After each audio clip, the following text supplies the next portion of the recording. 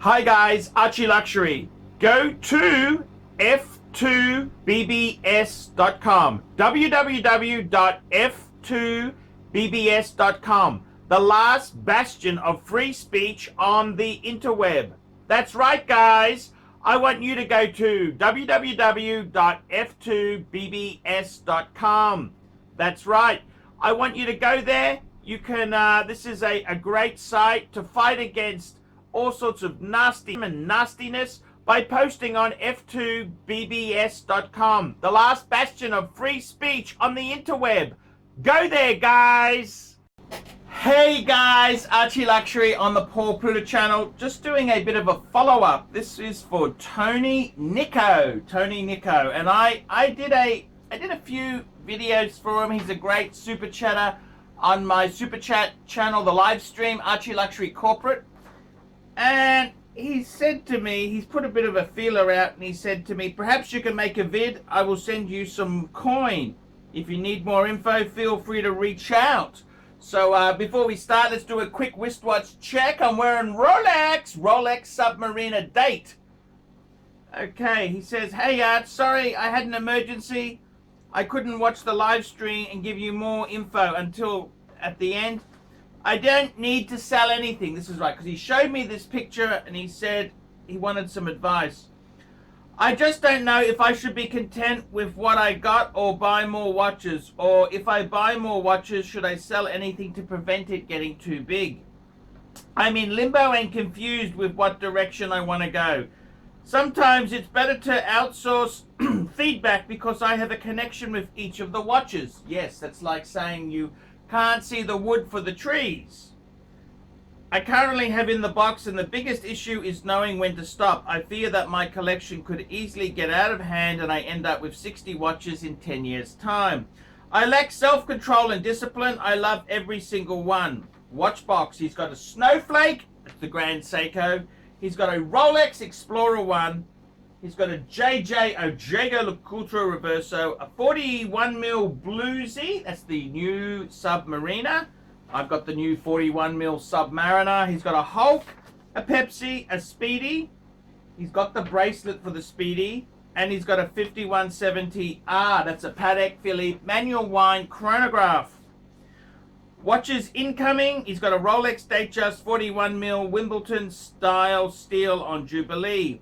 My journey to hunt down and in negotiations, his journey is a Patek 5230 or a 5130 in yellow gold, that's the world time. A 5396 in rose gold with the blue dial. Yes, that's an annual calendar. An Aquanaut 5167R or a blue 42mm 5168G. And a 5980. Okay, so advice, is that overkill? Do I need to stop? Should I just sell the lot but the Pepsi, the 5170 and the 5980 and keep it as a three-piece hunger buster? If you own my collection, what would you do? I'm addicted to deal making as a businessman. I think I would just keep what I got when the dust settles, perhaps. Okay, so what do I think now? I got to tell you, looking at this collection, it is a beautiful collection. It's a really moving collection. It's a lovely collection. What I feel is the big danger is, let me tell you this, I've done a lot of horse trading over the years. Buy, sell, flip this, do that. I've done heaps of things. I've done it myself. I've done it heaps of times.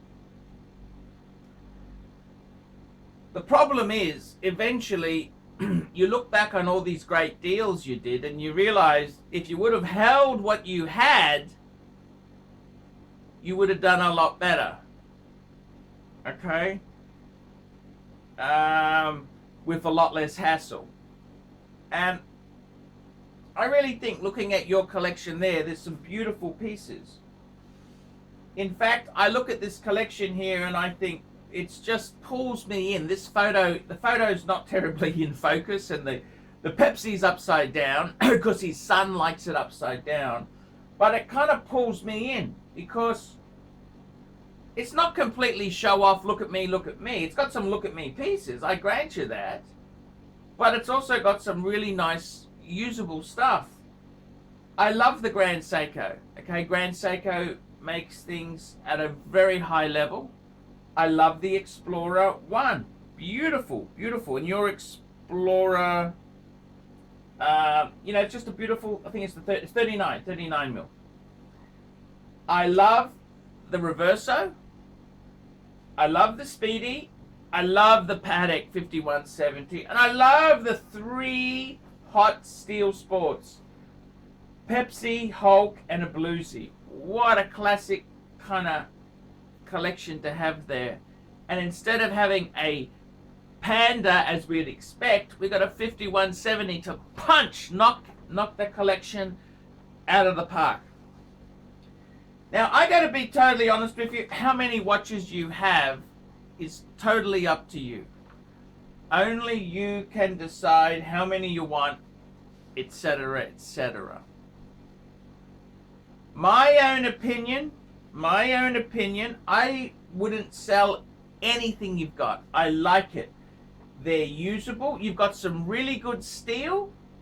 You've got some really amazing Rolex. Now, what I would do, so let's have a look at this. What you've got on order. You've got a World Time. Definitely, I think the World Time, either a 5230. 5230 is the current model World Time, or a 5130. So the 5130, that's actually the slightly bigger 39.5. I think either of those would be amazing. It doesn't matter, yellow gold, white gold, or rose gold. Any of those would be absolutely amazing. They only do the current one in rose gold and white. But look, any World Time you've mentioned there, perfect. Then you mentioned the 5396. I got to tell you, the 5396 is one of the most beautiful incarnations of the annual calendar. It absolutely is. And I tell you what, some people would say, oh, get a 5205. But I think the 5396 is classy, classy, classy. So I would definitely get that. The Aquanaut. Aquanaut, I don't think you need it. It's optional. But I gotta be totally honest with you. If you want to add it, it's up to you. And then the 5980, I gotta be totally honest with you. I don't think you need it. I don't think you need it. If you've got the money, if you are so rich, 5980 is a great piece. Sometimes it's good for your dreams not to come true. It's always just if you had a big deal came off and you made a lot of money, you could always get one. But I wouldn't be... Look, 5980, it's your birth year, so 5th of the 9th, 1980. Big deal! Big deal. Big deal. Who cares? Who really cares? You know what? Nobody cares. Nobody really cares. I don't think it's special enough to warrant getting it. 5980s are very expensive. They're a beautiful watch. I actually love the 5980 in two-tone. Yeah, actually that's what you said. You like the 5980 in gold and steel. The rose gold and steel with the blue dial. I reckon that is the most beautiful two-tone watch on planet Earth. Now, I think for you, Tony, sometimes the big danger is if your collection grows too big, what'll happen is then you want to fund another project, you end up selling all the good stuff off and you're left with the crap.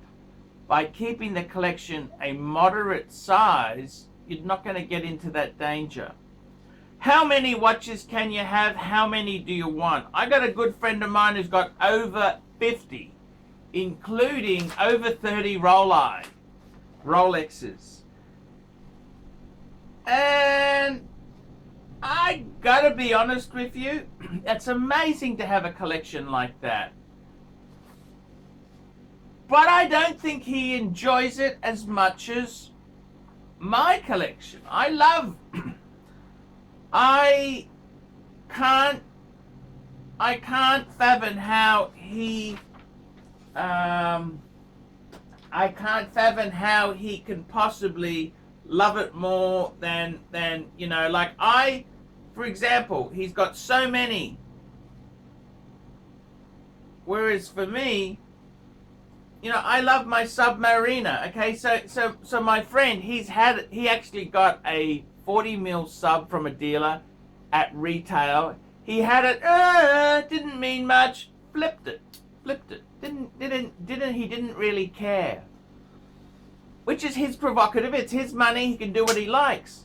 But, as soon as this Submariner came into my life, I love it. I don't want to sell it.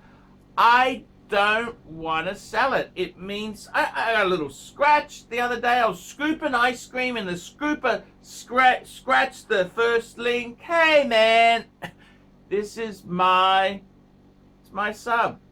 I love my sub. I can wear it anywhere, go anywhere with it. It's just amazing. You know what I mean? It is a very cool it's a very cool thing. It's very cool. So I gotta tell you, sometimes you want to say, how many do you want? I don't think you need a number, 10, 15, 20. Okay, I don't think there's a number you have to say, hey, what's enough? I think you don't need to own every possible example. Okay, you don't have to have every example. I think your collection, man, I gotta be totally honest with you. You've probably got enough Rolex there. Look at that. You've got 4 Rolexes. Explorer 1, fantastic steel, no date, wind and wear. The Bluesy, the Hulk, and the Pepsi. What a wonderful collection. 4 beautiful Rolexes. You have got a couple of one and dones. When I say one and done, you have 1 watch per brand. You got the Grand Seiko. I don't think you need another Grand Seiko. That's one and done. You got the Omega Speedmaster. To be completely honest with you, that's one and done as well. Because there's nothing else in the Omega range that is really going to do much for your collection. And then you've got the Reverso one and done. Now you've also got the Patek, but I would say add a bit more to it. That list you've told me, a world time, an annual calendar, maybe an Aquanaut. Absolutely beautiful. That's more than most people would ever have. That's more. I could never. Even my collection there. I don't think I'd enter your collection is going to be better than mine. Okay, it's going to be better. It's going to be, more. I'm just a poor man from a poor family with a moosh, Kenny Fandango. So I can't, that collection there. It's not a jealousy thing. I'm not jealous. I love my Pateks, the pieces I've got. But I think with your collection there, that's probably about it. Some nice Rolex base. You've got some one and dones. And a bit of Patek. Man, that is, I think it's really, that's kind of, now that doesn't mean you can't ever add another one. If you love watches, of course you can add another one. Don't add garbage. Don't add garbage. You might want to,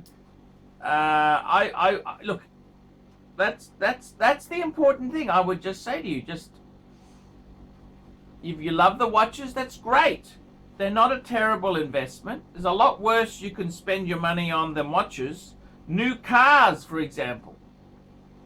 So I gotta say, Tony, I wouldn't be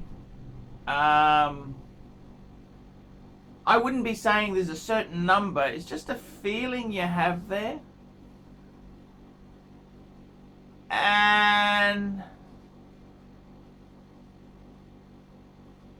yeah, that's kind of how I look at this thing. But that's kind of how I look at it. So I would say to you, yeah, that's what I do. That's exactly what I would do. I would just add a little. I think your collection. You don't have to. You know, sometimes when you collect these things, oh, birth year 5980. Well, so what? That's just. Who cares? Who really cares, Tony? 5980. Sometimes you want to keep a grail there. You don't actually get it. You just keep it as a light on at the end of the tunnel. Always have something to aim for. Once you get it, it's no longer an aim. It's no longer a dream. You've already fulfilled it. So, yeah, that's kind of how I feel there. That's how I feel. That's what I'm thinking. You tell me what you think. Tell me what you think. Okay, so that's where I'm coming from. Okay, guys, like, subscribe. This was a special video for Tony. I wanted to give him a bit more. Like, subscribe, tell your friends. Don't be afraid to put some comments below. And remember, guys, I can't survive on Google Ads. I need these paid reviews to keep me on YouTube. Without these paid reviews, I would sink. I would sink faster than the Titanic. So, guys, please get a paid review done. It really keeps me full-time. Okay, guys, I will see you in the next one. Hi guys, ArchieLuxury, and who do I recommend in America? In America, who do I recommend for quality pre-owned wristwatches? David SW, David SW, David SW. Go to davidsw.com. He is the best, the greatest pre-owned dealer in all of the United States of America. David SW, David SW, David SW. Hey guys, ArchieLuxury. Who do I recommend for watches in Brisbane and Sydney? Vintage Watch Co. That's correct. Vintage Watch Co. in Brisbane Arcade in Brisbane and the Strand Arcade in Sydney. Vintage Watch Co. Brisbane and Sydney. Ronnie, I've known him since the late 90s. Ronnie is a top bloke. Luke is a great guy. Vintage Watch Co. That is who I recommend in Australia. Check out Vintage Watch Co. and the guys' amazing range of watches. They also do service and repairs. Vintage Watch Co. That is where the Pontiff goes. You know, some of my Pateks came from Vintage Watch Co. That's right, guys. Vintage Watch Co.